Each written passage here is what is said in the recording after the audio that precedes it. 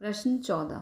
वास्तव में घनों का परिकलन किए बिना निम्नलिखित में प्रत्येक का मान ज्ञात कीजिए। इसमें हमें प्रश्न 1 दिया है -12³ प्लस 7 का घन प्लस 5 का घन। ओके, तो यहाँ पर a बराबर है -12 ये वाला, b बराबर है 7 और c बराबर है 5। ओके, तो a plus b plus c बराबर होगा a की जगह -12, b की जगह 7, c की जगह 5। ओके, 5 और 7 12, तो ये ऐसे होगा -12 प्लस 12, 12 से 12 कैंसिल, आंसर आ गया 0। ओके, तो अब a प्लस बी प्लस सी बराबर है 0, तो a³ plus b³ plus c³ बराबर होता है 3abc। ओके, तो यहाँ a का मान -12, b का मान 7³,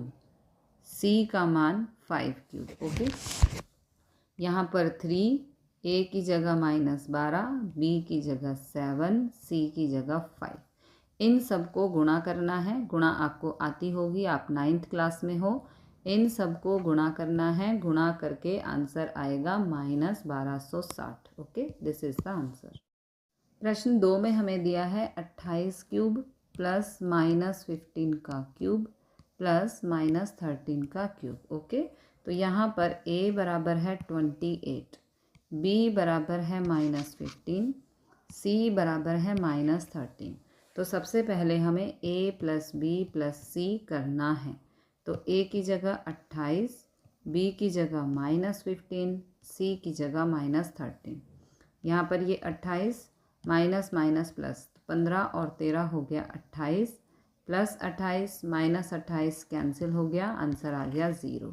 अब क्योंकि a plus b plus c आ गया है 0, तो आगे इसे हम सॉल्व करेंगे।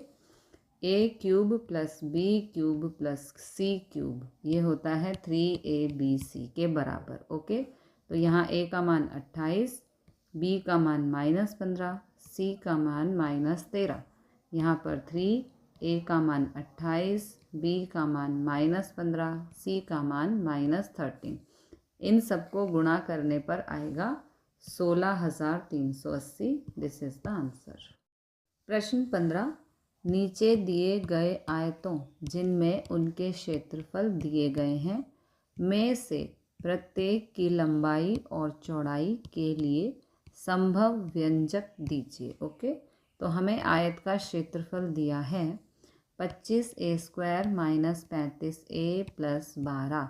सिंपली हमें यहाँ पर इसके गुणनखंड फाइंड करने हैं। तो गुणनखंड कैसे करते हैं, ये समीकरण है।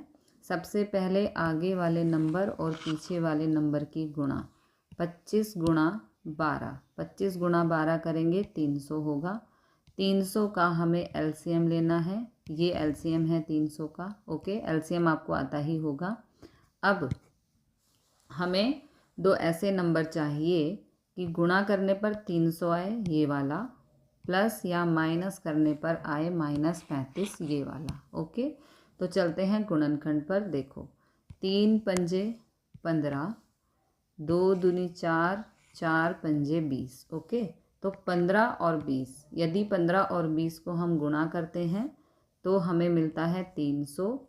और अगर -15 -20 करते हैं, माइनस माइनस प्लस, तो 20 और 15 को हम प्लस करते हैं तो हमें मिलता है -35, और यही हमें चाहिए। ठीक है, तो ये हो गए फैक्टर्स। अब इन्हें हम यहाँ पर पुट कर देंगे।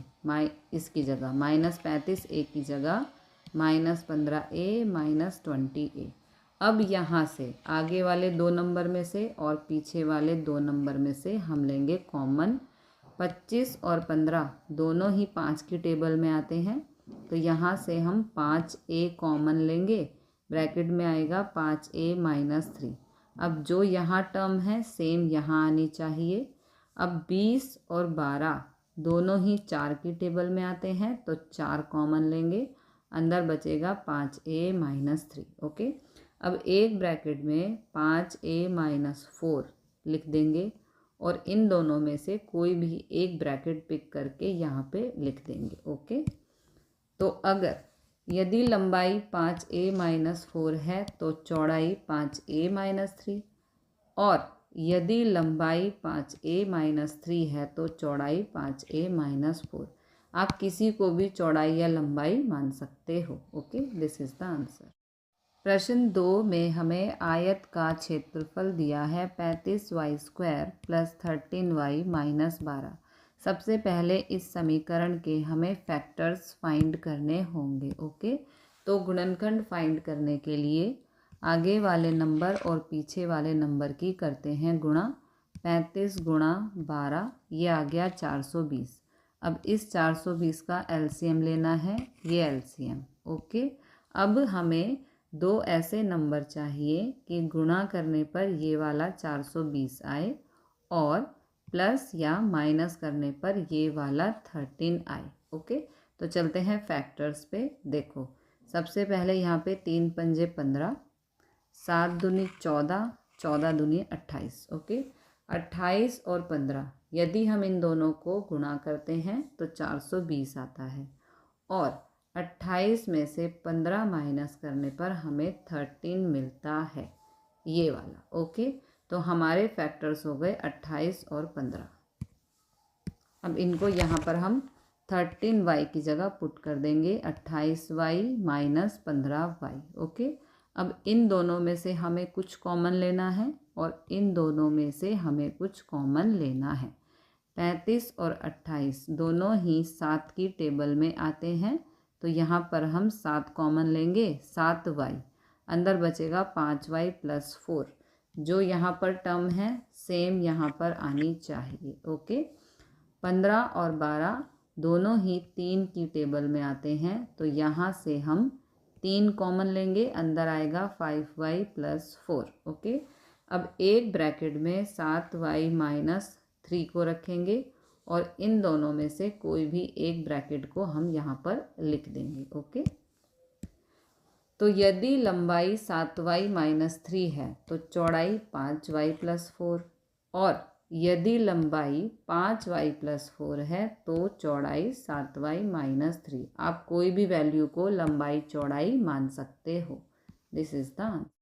प्रश्न 16, घनाभों जिनके आयतन नीचे दिए गए हैं उनकी विभाओं के लिए संभव व्यंजक क्या है। ओके, तो हमें प्रश्न 1 दिया है आयतन बराबर 3x² - 12x। ओके, अब घनाभ के आयतन का सूत्र होता है लंबाई गुणा चौड़ाई गुणा ऊंचाई, और यहाँ पर इस टर्म में से हम 3x कॉमन ले सकते हैं क्योंकि 3 और 12 दोनों ही 3 की टेबल में आते हैं। ओके, तो यहाँ से हम 3x कॉमन लेंगे, अंदर बचेगा x - 4। ओके, इस प्रकार विभाओं के लिए संभव व्यंजक हैं 3x तथा x - 4, लंबाई 3, चौड़ाई x तथा ऊंचाई x - 4। ओके,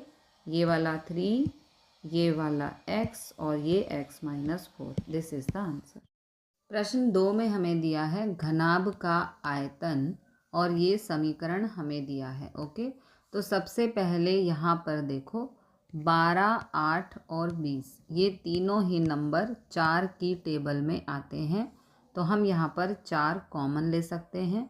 अब सभी के साथ k भी है तो k को भी हम कॉमन ले सकते हैं, तो इस पूरी टर्म में से हम 4k कॉमन लेंगे। ओके, तो अंदर बचेगा 3y² + 2y - 5। अब ये एक द्विघात समीकरण है, इसके हमें गुणनखंड फाइंड करने हैं। ओके, तो गुणनखंड करने के लिए सबसे पहले आगे वाले नंबर पीछे वाले नंबर की गुणा। 3 गुणा 5 ये हो गया 15। 15 का अब लेंगे एलसीएम, ये हो गया एलसीएम। ओके, अब हमें दो नंबर ऐसे चाहिए कि गुणा करने पर 15 आए, ये वाला, प्लस या माइनस करने पर 2 आए, ये वाला। ओके, तो एलसीएम पर चलते हैं। यहाँ पर है 3 और 5, 5 गुणा 3 करेंगे तो 15 आएगा, और 5 में से 3 को माइनस करेंगे तो 2 आएगा ये वाला। ओके, तो ये हो गए फैक्टर्स, सॉरी ये नहीं, ये हो गए फैक्टर्स। तो यहाँ पर हम 2y की जगह लिख देंगे 5y माइनस 3y। ओके, अब हमें इन दोनों में से कुछ कॉमन लेना है और इन दोनों में से कुछ कॉमन लेना है। ओके, तो यहाँ पर सिर्फ y कॉमन है, यहाँ पर भी y है, यहाँ पर भी y है, तो y कॉमन, अंदर बच गया 3y प्लस 5। अब जो यहाँ पर है सेम यहाँ पर आना चाहिए, तो यहाँ पर कुछ भी कॉमन नहीं है, लेकिन हम -1 कॉमन ले सकते हैं। जब कुछ भी कॉमन ना हो तो 1 कॉमन ले सकते हैं। ओके, अब एक ब्रैकेट में y माइनस 1 को लिख देंगे और इन दोनों ब्रैकेट में से एक ब्रैकेट को पिक करके यहाँ पर हम लिख देंगे, क्योंकि दोनों ही ब्रैकेट सेम हैं। ओके, अब यहाँ पर लंबाई आ गई 4 के, लिखते जाओ। चौड़ाई आ गई 3y प्लस 5। ठीक है, चौड़ाई आ गई 3y प्लस 5, ये चौड़ाई आ गई, और ऊंचाई आ गई y minus 1। This is the answer.